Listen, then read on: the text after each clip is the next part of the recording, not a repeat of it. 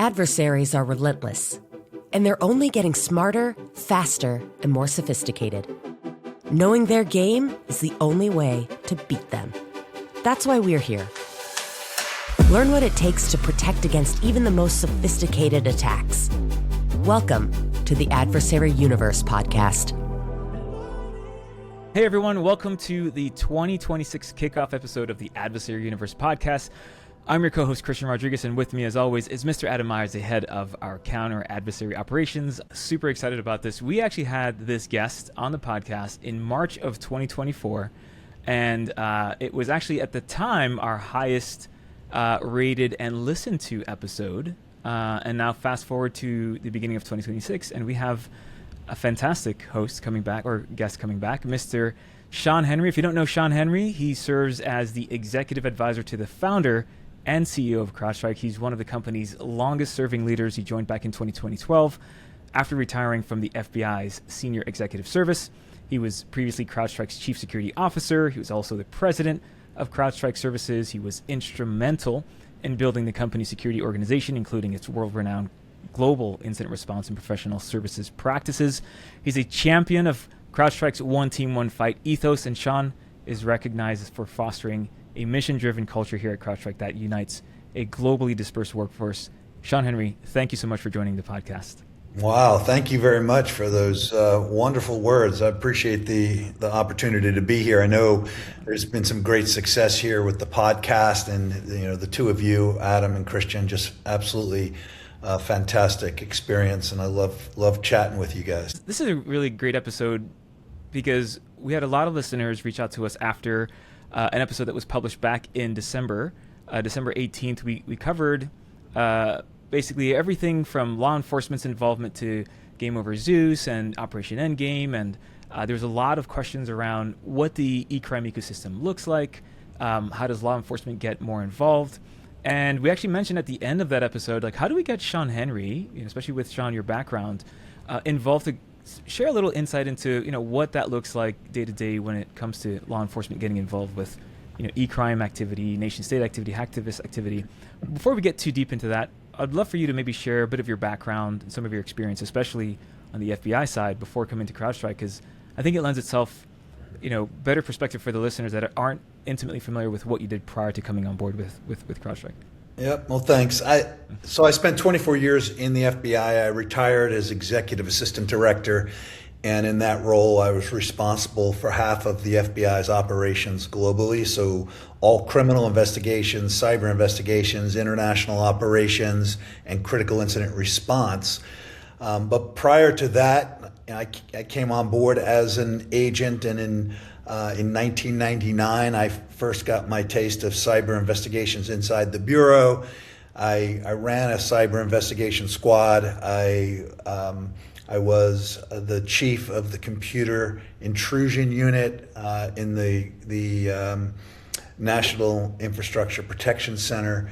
I was the assistant director of the cyber division. So kind of full gamut as it relates to cyber investigations, up to and including leading and developing international relationships with our law enforcement partners around the world, which are absolutely critical in these types of cases. So it really was a great setup for me, moving into the private sector and just a kind of a natural segue into CrowdStrike. And I think a lot of what we've done at the company, and Adam being one of the primary leaders in this, is taken a lot of the things that we were doing in law enforcement and in the intelligence community and really moving them into the private sector. And all of what Adam's done with building the intel program and then counter adversary operations, I think, are just a natural match for kind of the relationship between the public and the private sector. And as we revisit Operation Endgame, for those of you listening that aren't familiar with what Operation Endgame was and is,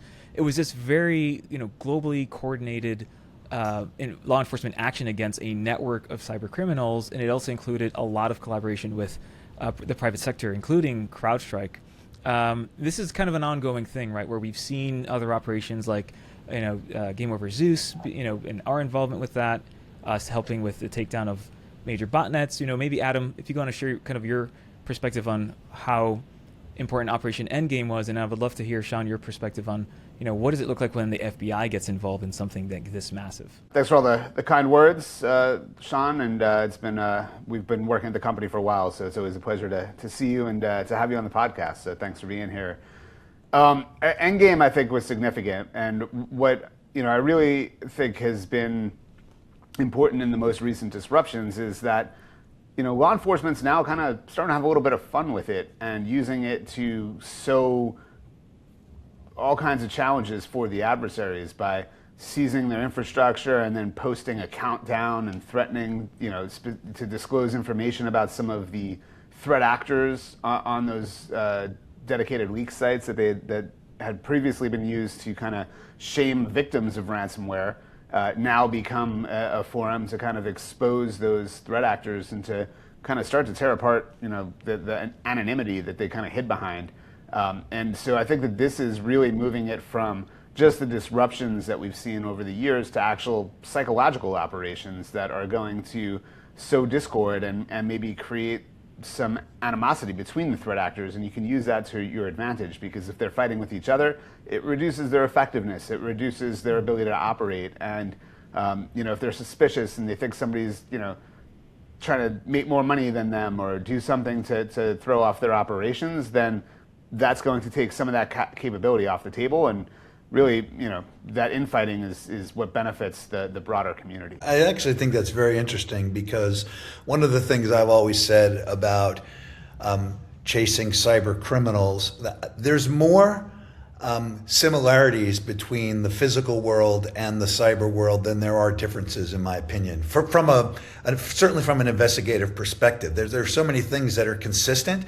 So when you talk about that, Adam, we talk about organized crime groups in cyber, but when I think about what the Bureau did and law enforcement back in the 70s and 80s, there was some fostering of animosity between the organized crime groups in New York City, the five families, the Columbos and the Gambinos. And, it wasn't unusual, I think, for detectives to whisper to somebody that a competing family was moving in on their space. And, I think those types of things happened.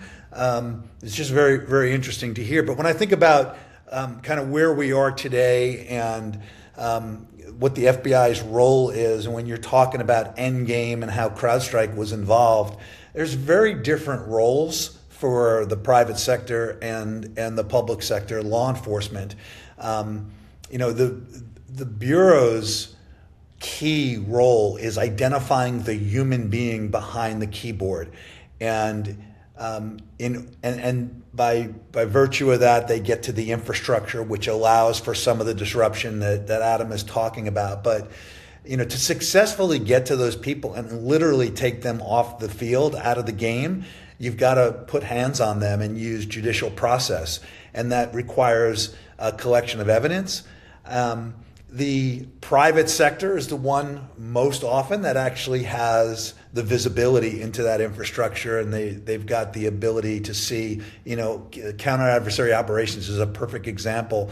So much of what Adam's team has put out would be incredibly important for law enforcement agencies to have in order to build the proper case that allows them to put their hands on somebody. Infrastructure is cheap, and what we've seen, and Adam can talk a little bit more about this, I think, when you see command and control channels that go down, or different pieces of infrastructure that are impacted, they're pretty quickly spun back up. And what in the past used to have an impact of weeks or months in many cases, now in 24 hours, they may be able to migrate or pivot to other infrastructure. So physically touching the people that are doing this is the only way to have real, no kidding, long-term impact. And then what we're seeing now is people being replaced pretty quickly, even if law enforcement is able to put their hands on somebody. It's an important point that having the human operators disrupted is what ultimately will disrupt the cyber operations. Because if you're going after infrastructure, it's not having lasting impacts. To Shawn's point, and law enforcement has a really hard time because a lot of them are hiding behind Russian and other national boundaries that aren't going to facilitate working with law enforcement or necessarily have the resources in the most altruistic cases to do that.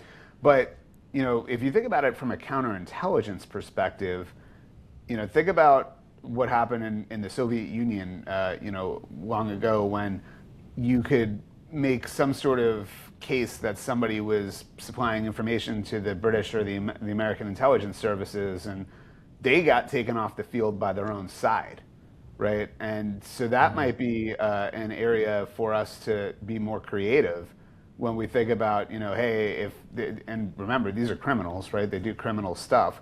And so if they think that somebody's, a snitch, somebody's working with a security company, somebody's doing something that is not in the best interest of that criminal organization, they may take care of that problem themselves. And so disruption through distrust, basically. Yeah. Yeah, I think there's a lot of things that could be done from a disruption perspective that involve using classic counterintelligence techniques and knowing what the psychology of these threat actors are and leveraging that against each other is an area where we might not be able to touch them, as Shawn says, from a law enforcement perspective, but if we apply the right pressure in the right place, we can cause them to touch each other. Shawn, I'm really curious.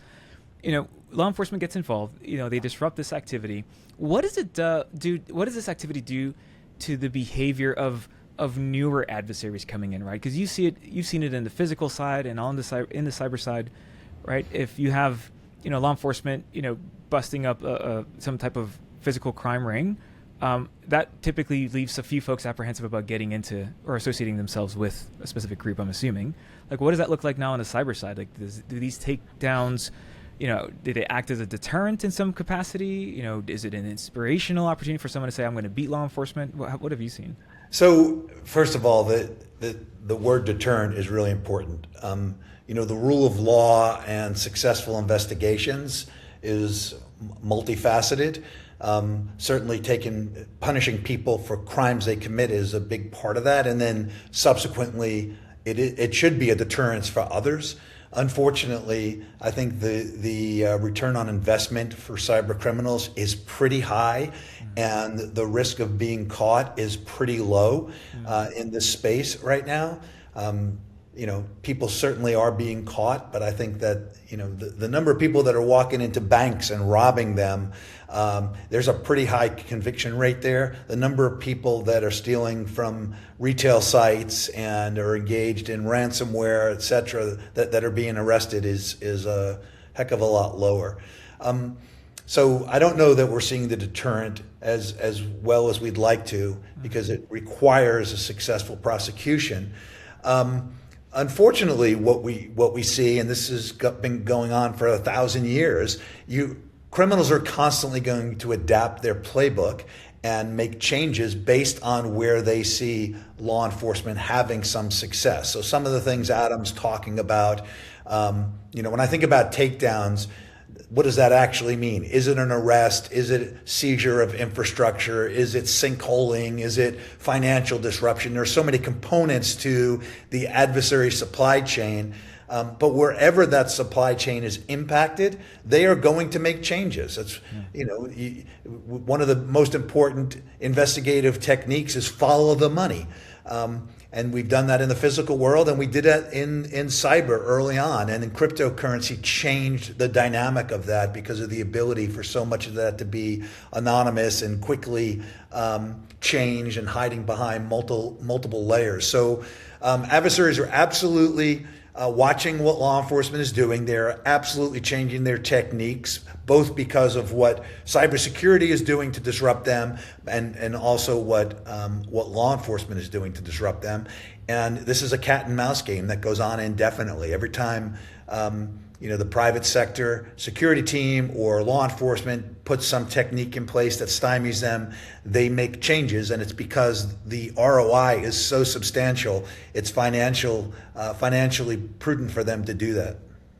I think part of the challenge too is that every time we do something right, we spend a lot of time thinking about what we did that was right and how can we do that again, and trying to come up with, what's the recipe for this thing, where I think the real answer needs to be that you got to keep hitting them over and over fast, right? Speed is important here, because the more that you have a successful operation or a successful disruption, and then you take a step back to kind of hot wash it and do the assessment and all of that, that's when they're moving. That's when they're changing. That's when they're adapting and kind of retooling and restructuring what they're up to. And as a result, we've seen, from some of the earlier operations, that these groups have become a lot more flexible. They've become less regimented. They've become less structured. So, I think we got to hit them, and rather than take that operational pause and go through the whole cycle, I think we hit them again, and we hit them again. And you keep that pressure on, that's when they're going to make even more mistakes. And that's perhaps where you could get bracelets on them and do something relevant. But you got to keep them on their back foot, because if you give them an opportunity to get back up, dust themselves off, and figure out what they're going to do next, that's when you got to start the whole process over from scratch. That's interesting, because the Operation Endgame specifically, I feel like there's a lot more emphasis put into the impact, right? Like there's a whole website that it almost acts as an advertisement model to the good work that the authorities are doing in collaboration with the private space, but specifically it's highlighting things like the amount of servers that we're taking down, over 1,000 servers that we're taking down. Authorities took down 3 large cyber enablers, specifically, Venom Rat being one of them, remote access Trojan, for those of you not familiar with Venom Rat. The Elysium botnet was taken down. An InfoSealer was taken down. I think it was Radamanthus, right? Was also taken down. But then at the end of that, there was a few taken down. But there was a few taken down. Yeah, that most recently was the one I'm not even going to try to pronounce. But I think Endgame started off with this kind of concept of, let's disrupt the ecosystem of e-crime and ransomware, and that starts with info stealers and moves across the whole spectrum. And I think that's probably the thing that's most significant about Endgame, was that this wasn't a one-time kind of operation. There's been, I think, 3 phases to date of Endgame that have kind of built on the previous one, but they keep the pressure up. And I think, now that we've seen the merit of that model, we need to figure out how do we do that at speed and at scale, because we need to keep ratcheting up that pressure. And Shawn, I remember in the early days of CrowdStrike talking about raising the cost of doing business to the adversary, and the more that we can make it expensive for them and make it more work for them, the less incentive they have to do it. And the economics of cybercrime in particular, and this is not talking about nation state espionage or things like that, but cybercrime particularly, there is a lot of things that we're learning from each iteration, and the more that we can keep that pressure on, and the more we could have broader operational capabilities and bring more law enforcement from all around the globe into it. This isn't just FBI or NCA in the UK. Like, this is, Europol's been involved in leading the charge, and we've got, from all over the world, there's lots of law enforcement that has phenomenal capabilities, and so bringing them together in a way that they could share information in real time and actually, have an operational mandate to apply pressure, at a time and place that they're choosing is really important. So this is actually really interesting, and this is something I think the listeners would appreciate and may not know, because Adam's right. If in theory, the speed would be critical, and the ability to keep hitting them again and again, and that would be absolutely impactful. But I think what people need to understand is that a takedown isn't a single door-kicked moment. It's a months-long choreography of legal process and infrastructure mapping and partner synchronization. And when you think about who the people are that are involved in these types of things, in addition to the case agents, as it relates to the FBI or NCA, you've got folks in Canada, the RCMP. You've got intel analysts, and you've got people that are doing engineering, like reverse engineering of malware. You've got digital forensics, and then you've got prosecutors, and you've got foreign attaches that are working in these other countries, because in almost every one of these, you're going to have an international component. You've got those international counterparts. You've got the private sector infrastructure partners, ISPs. You might have folks that are working at registrars that you need to coordinate with. You've got people that are helping some NGOs, nonprofits that are helping that have gotten involved in this game to help do some of the attribution.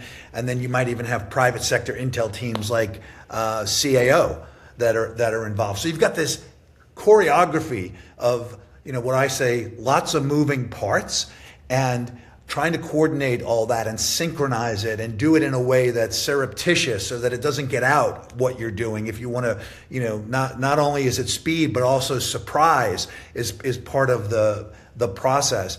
It could take many months to pull one of these things off, and that I think that's something that would surprise a lot of listeners. All the bureaucracy, the legal, administrative work behind this is really critical. Well, and that's the part that I think is also worth mentioning is, like, you have U.S. attorneys, and you have all of the folks that are actually going to bring the case in front of a judge who's going to approve the action, and then everything has to be potentially explained to a grand jury or explained to folks. So there's a lot of education that goes into these operations as well.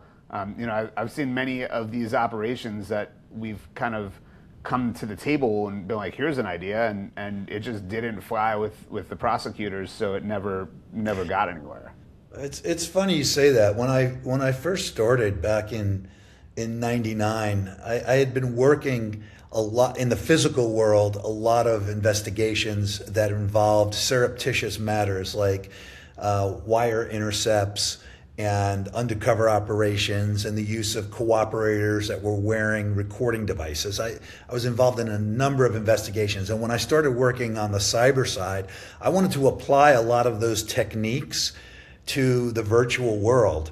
And we had to take the structure that was put in place that you're describing, Adam, where there's a review process and you've got to ensure that you're understandably and rightfully so complying with the law and the U.S. Constitution and people's civil liberties, et cetera. And then you want to use these techniques in a world that is moving at such a rapid pace, the virtual cyber world, and then try to apply physical world constraints to that space. And it was really, really challenging to do those intercepts and to do undercover operations. We did it. We built the process that allowed that to happen. But there's still a lot of drag in those investigations because of physical world limitations that are applied, and it creates a lot of friction. Understandably, because you're protecting people's civil liberties, but it makes it much harder for investigators. And the bad guys don't operate using any rules, especially the rule of law. Sure, or constraints. So, and a lot of the laws that are out there are pretty antiquated, right? Like, you've got the Computer Fraud and Abuse Act of 1986, and you've got all of these things under USC 1030, I think. Keep me honest there, Shawn. That's right, 1030. Yeah, 1030. So, like, the Computer Fraud and Abuse Act of 1986, think about how people connected to the internet back then, right? Sure, you had yeah. a handset on it, and like Matthew Broderick was there, and I still use that. Yeah. So a lot of the laws are still not helpful as they could be, and not to say that if you rewrote them today that they wouldn't be completely out of date tomorrow, right? Sure. But I mean, 1986 to 2026 is a lot of opportunity for misinterpretation of what like a cyber offense is, right? At the end of the day. So it seems like there's a great opportunity to update that. And look around the globe. I mean, the Scattered Spider operated with impunity for how many years? And they were, 19-year-old, 17-year-olds, in the United Kingdom and in the United States. And so you've got all of these, people that, in theory, like, for years we were like, oh, like, it's a hard problem because they're in Russia. right? And we can't work with them, and the FSB won't help, and yada yada yada. But it turns out when they're domestic and in Five Eyes countries, we're not that much better off. And you talk to law enforcement, a lot of that had to do with the age of the defendants and the ability to press charges. Oh wow. Specific to the Endgame takedown, there was a main suspect for Venom Rat that was arrested in Greece on November 3rd of last year of 2025. And so, Shawn, you mentioned, without prosecution, it's kind of hard to have this enforcement act as a deterrent. But there's some arrests that are being made in the grand scheme of what we've been seeing on the e-crime side. Like, what does that do, right? Are these moments for celebration, or are we still going through a lot of the red tape and bureaucracy that you just mentioned? We're definitely going through that. And, are there successes? Absolutely. And law enforcement writ large should be given credit for those successes, but that doesn't scale. Just like so much of what we do on the cybersecurity side, it doesn't always scale. And that's a bit of a challenge. When someone's arrested internationally, that should be a deterrent, and it should be shouted from the rooftops, right? People need to know. In order to be deterrent, it has to be promoted. People need to know about it, so we should do that. But I think they're few and far between, and this is why there are other areas, to Adam's point, where we can have an impact, whether it be disruption of the financial ecosystem that they're using, whether it be still working to take down infrastructure, whether it be kind of poisoning some of their supply chain. And when I say that, I'm talking about, just releasing information that causes people to be wary and concerned about using, puts some mistrust into their system. So there are ways we can impact this. In the perfect world, it would be when somebody creates or breaks the law and is engaged in a criminal activity, we actually pull the evidence together and are able to successfully prosecute them. But it just doesn't scale in this ecosystem. Certainly not the way it does in the physical world. If you go back to my analogy about banks, you rob a bank, it's a pretty good chance you're going to get caught. And that's just not the case in this space, unfortunately. And I think, there are many reasons why that's not happening. There are things that we can be doing. It's why people turn to cybersecurity to do that work, to protect their ecosystem, because the criminals are running with impunity. Yeah. Well, and think about some of the things that have had an impact too, right? Like when Sabu got arrested and was being worked as an informant, whatever it was, there's a lot of mistrust, right? And criminals tend to mistrust or not trust each other because they know what they're up to. And so just snatching somebody like the Venom Rat person off the street and their account goes dormant, they're not responsive, people don't trust that tool after some unexplained disappearance or some unexplained disruption. So, I think there's something to be said about doing some of these disruptions and sowing the seed that maybe something more nefarious is going on, right? You take a lighter weight infrastructure seizure, for example, and rather than mark it with law enforcement stuff, have it still up or have, bad information in there, or start to do things that kind of erode the trust in that software, in that, as Shawn would probably call it, supply chain. Yeah. Then they're going to move. And if you keep their customers moving, and if you keep finding the tool that everybody's using, and you do something to disrupt that and start to sow the seed of doubt in the users that it's not a setup, that it's not law enforcement owned and managed at this point, then now you can have a much more network-centric effect across the entire ecosystem. And maybe you didn't really even do that much at all, right? So I think we remember, Adam, this goes back many years now, but a great example of that was Master Splinter, right? When an FBI agent in an undercover capacity took control of an online forum. And, this was an online forum that was actively engaged in criminal activity. And the person running it at the time had taken it over as in an undercover capacity, and that created a lot of doubt and a lot of concern. But again, how does that scale in today's ecosystem where the target space has grown astronomically, right? Everybody's connected. Every device is a potential ingress into an organization, and because that target space is so big, there are people that are attacking it from so many different places. So, again, the ability to scale is just so challenging right now. It doesn't mean law enforcement gives up. They have to still stay in this game. They have to continue to work and collaborate with the private sector. But I don't think that we arrest our way out of this situation as we have in bank robberies. Again, that's a good example for me because kind of physical world and the virtual world. We're not going to arrest our way out of that in this particular space, unfortunately. I think that's a great example because, when Mularski did that, I think it was not something that had been done before, right? And, he saw the opportunity and went after it and ran that for years as an FBI agent was running the entire ecosystem and just building cases and cases and cases. And I forgot how many arrests came out of that, but it was significant.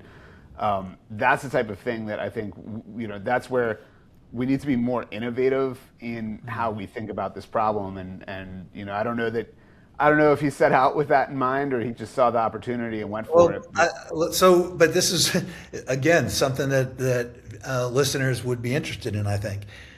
Behind the scenes, the idea is that you've got a guy who's undercover in this operation and he's collecting intelligence that's being used to identify other bad actors, to collect evidence of criminal activity. But you can't allow something really bad to happen.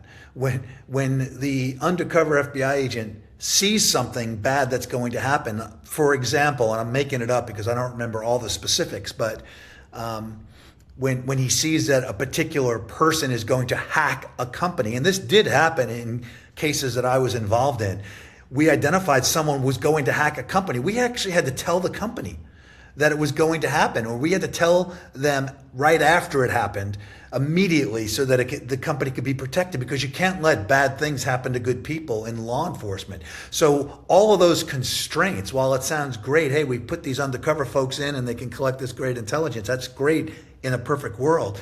But again, those restrictions and the responsibility that law enforcement has to have to protect innocent citizens, it puts a damper on things, understandably and rightfully so, but it's just a constraint that doesn't allow this to scale. I think that's manageable, though. We did that when we broke the Enigma and Purple codes, right? There was secret, what did Churchill call it? Secrets most sensitive or something like that, where, they would actually let bad stuff happen to protect that they had cracked the Enigma code and had the ability to read what the Germans were up to. So I think, not that I'm saying that they should let bad things happen, but I think that, there is, at some point the intel gain loss for that becomes... But so what you're saying is accurate, right? So in law enforcement, at least in the FBI, there is authorized criminal activity. In other words, an undercover agent knows something bad's going to happen. You might be able to authorize it. As an example, you might be able to sell goods that are stolen to somebody. It's relatively low level, not high risk. No one's going to get injured from it. But you have to go. There's a whole process to get that illegal activity authorized. Otherwise illegal activity. Yeah. And right. So my point is, it's just the bureaucracy, appropriately, it's there to protect people. But, I think when people think, well, law enforcement should just do this or just do that, if they really understood the complexity and the challenges of doing what they see done on television, it's a wake-up moment, I think, for a lot of folks. I didn't realize that. I didn't have no understanding or no appreciation for the level of effort that goes in to trying to, manage these things effectively. And that's why, for me, it's just so hard to scale it. Shawn, how do you think then this, collaboration of law enforcement with the private sector is going to improve that process then? Because it sounds like, there's this inevitable red tape that you're going to have to go through, especially when it comes to prosecutions. You mentioned kind of in order to understand like the complexity of this spider web and this ecosystem of these e-crime groups, it also warrants, allowing certain types of attacks to happen. You're kind of following this trail. You mentioned following the money earlier, which I think also speaks volumes to how are these e-crime groups monetizing their success in these campaigns. But what do you think this law enforcement and private sector collaboration is going to do to changing the rate at takedowns that we're seeing? So, look, there's always been collaboration, at least since I've been involved in this space, primarily with ISPs and then with private sector security firms and those that are hosting infrastructure. Even on the physical side, there's been some collaboration, but the depth has changed as the private sector has really become the front line of detection and telemetry in this space. The private sector provides and can provide visibility. They see infections and C2 patterns and fraud attempts and intrusions much sooner than law enforcement does. In many cases, they're the kind of the canary in the coal mine. The ability for analysts in the private sector to map and validate infrastructure and organizations. What Adam's team's doing at CAO is just phenomenal, and law enforcement has some of that capability, but they don't necessarily have the visibility, certainly not real-time visibility, and then the ability to do victim notification and remediation. So private sector is gonna do all remediation, not the government. So there's a big role for collaboration, and I think that the role for the private sector is more effective in some of these other areas we're talking about in terms of disruption. So, infrastructure and financial components and those sorts of things. They can take data, attribution, indicators of attack, those types of things that would be valuable to law enforcement, and they can give them to law enforcement, and they can even do it in an anonymous way that is of value to law enforcement. But there's not a clear or clean way. Oftentimes these things happen based on one-to-one relationships where people in the private sector have connectivity with somebody in law enforcement, or an organization has connectivity with a particular ISP, as an example. But there's not a central repository where the private sector, still this many years, decades into this issue, where there's been a repository that's been built. It's a clear, clean, efficient way to share valuable intelligence that law enforcement can use to do attribution and to build a case against those that are involved in criminal activity. It just doesn't exist. And I've talked to folks in the government multiple times. We've talked about public-private partnership for almost 3 decades, but you don't have an infrastructure built to ingest, and the successes that we're seeing are still one-offs. They're not scaling. And if you can build that capability and take advantage of the valuable intel that the private sector has, I think we'd have a much greater impact on this criminal problem. Yeah, I would also say that there's a fair amount of dysfunction on the other side of that, right, with law enforcement. Not the ingest, but I'm saying it depends what field office and which agent you're talking to, depending on what moves the case forward or not. You've got multiple field offices that might have the same case or some piece of the same case, and it gets really difficult to have any sort of kind of centralized, Shawn calls it a repository. That's, in my mind, data, but just even like authority and kind of chain of command for a particular case can get very difficult to understand. So you're looking for more of this hierarchical template that's applicable, that anyone can consume and kind of apply to how they research and collaborate with the private sector. I mean, I've dealt with this on a number of cases where you've got, one field office that has, agents that are dialed in and they know, they're 100%, ready to go on a particular case. Mm-hmm. And then another field office kind of wanders into it and, doesn't understand all the work that's gone into it. And then you end up with nothing successful happening. You're 100% right. And it's why we started the NCIJTF originally, but that seems to have fallen off a bit. You have to have coordinated efforts. And it by the way, we're talking about cybercrime.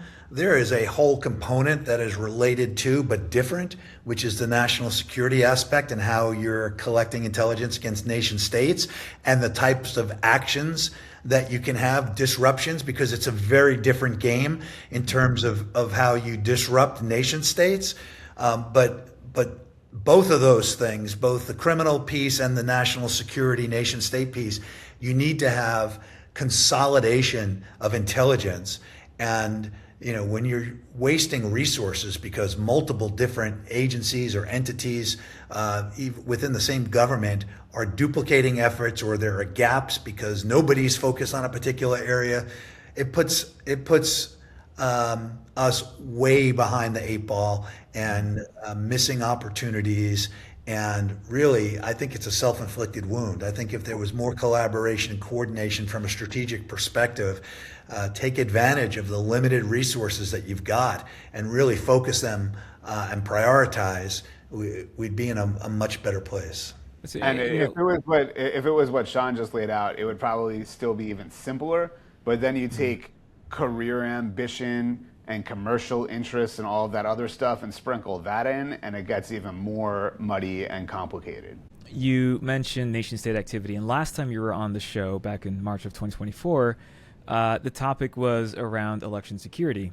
Now, given our geopolitical climate that we're in right now, very curious on what do you anticipate, if you were to look in a crystal ball or give us kind of your perspective on what does 2026 going into 2027 look like when it comes to nation state activity, especially in the wake of, what we're seeing across, you name the country, right? And what we've been monitoring across the news outlets. There's no turning back in terms of cyber capabilities and as a component of any playbook in a nation state going forward, well beyond purely intelligence collection or digital espionage to actually supporting and enforcing physical actions, right? We saw what happened in Ukraine by Russia prior to tanks rolling across the border.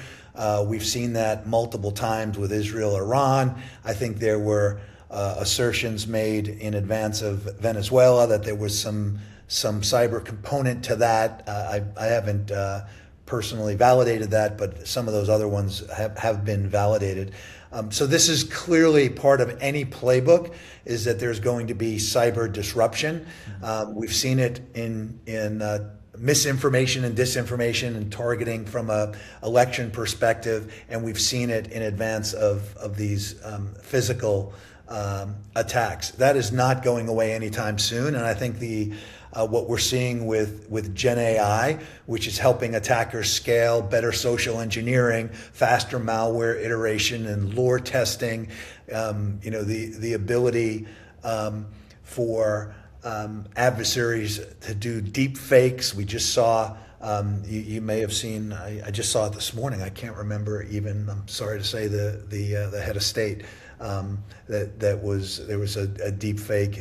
This happened to be a financial crime. But these things are so much better because of AI, and I think that we are going to see a lot more of that. So, adversaries are getting stronger, they're getting bigger, they're getting faster. From a security perspective, I think the ability for law enforcement and the intel community to respond, I think that that's becoming much more daunting and much more challenging. And, I've been saying for almost 15 years, people are going to continue to have to protect their own networks, their own environments, because they cannot rely on you pick the government to do it. We've also said that the safest computer is one that's locked up inside a vault, inside a concretes, at the bottom of a 10-foot pool. Obviously being facetious, but anything touching the network is going to be targeted. And I don't know that we can rely on governments to completely protect us, which is why the private sector is going to have to protect itself. Adam, I would love your thoughts on the same topic, right? Because CAO is seeing a lot of activity on both the e-crime side, the nation state side. We've covered a lot coming out of China over the past year. By the way, one of our highest rated episodes was the iSoon leaks episode, where folks have been asking a little more on the ecosystem of all of the contractors that the Chinese government or Chinese intelligence hires for their counterintelligence tool development. And so what do you anticipate, right, seeing in terms of nation-state activities in the wake of everything that we're experiencing geopolitically right now? Over the weekend, and President Trump had mentioned that there was a cyber component, or implied that there was a cyber component to the raid in Caracas, or in Venezuela, I should say, over the weekend. And I think, if you're a nation state that just watched the U.S. military fly through airspace that was protected by the latest and greatest in Chinese and Russian hardware without, a scratch really, and that there was a component of that was a cyber offensive component, then they're really thinking about what do we, one, how can we defend against that, and two, could we be able to do that ourselves? And so I think we're going to see that continue to escalate. We've seen for years now proliferation of new nation state threat actors. We've got, I'll tease out the Global Threat Report, which will be out here in a few weeks publicly from the CIO team. But we're seeing new threat actors. We've seen new countries enter the fray in the last year that had never been seen before. So this problem is becoming more protracted, and we're seeing proliferation across every country of the world that understands that there is a benefit to using cyber for both espionage and offensive operations. And if you can pair that with military operations and things like that, then it's even more powerful. So I think that that's going to continue to be critical for us to be able to have visibility into and understand. It's fascinating. Also really excited about the 2026 Global Threat Report. So you mentioned it's coming out in a few weeks. Stoked to get a bit of a sneak preview to that. And, there's some really great topics I'm sure we'll cover based upon that report once it's finally. We will cover that here on the Adversary Universe podcast for Smash sure. the subscribe button. Right, so yeah. I want to give a huge thank you to Shawn. Sean, thank you so much. For those of you that Shawn again has been on the podcast. Shawn, you and I have done tons of meetings together. Actually, Shawn, you actually interviewed me when I came on board with CrowdStrike, and I actually got the job. So thank you so much. I don't know if you were paying attention, but here I am. But I want to say thank you so much, because always fascinated by your stories. Always stoked to hear your perspective and the expertise that you can lend to the conversations that I think are fueling a lot more interest in defenders that are protecting enterprises from some pretty sophisticated threats. So thank you so much for coming on to the show, and hopefully you can jump on for an episode later towards the end of the year once we get some GTR stats published. Would love that. Thank you so much for having me. Always appreciate talking to two guys who are in the fight and continuing to stay in this because it's a really important area, and if we fail, bad things are going to happen to good people. So thanks to both of you for doing what you do. Thanks so much. Thanks for joining us, Don. It was always good to see you, and maybe we'll do a live one where the three of us could be in the room and that would be amazing. That would be fun. That'd be totally fun. All right, so you heard it here first on the Adversary Universe podcast. This is episode 1 for 2026. We're super stoked on the feedback. We appreciate you subscribing. We appreciate all of the emails and the questions about new topics. We're going to have an amazing year of new guests. The Global Threat Report is coming out very soon, so we'll have some more content to cover. And again, if you have any other ideas or you have a guest speaker, send us a note on LinkedIn. I think we have some communication data in the show notes, so feel free to reach out to us. We'll catch you on the next episode of the Adversary Universe podcast. We'll see you later. Thanks so much for listening to this episode. If you like what you're hearing, subscribe to our podcast and head over to crowdstrike.com/adversaries to learn more about the many bad guys we track. Thanks for listening, and we'll see you next time on the Adversary Universe podcast.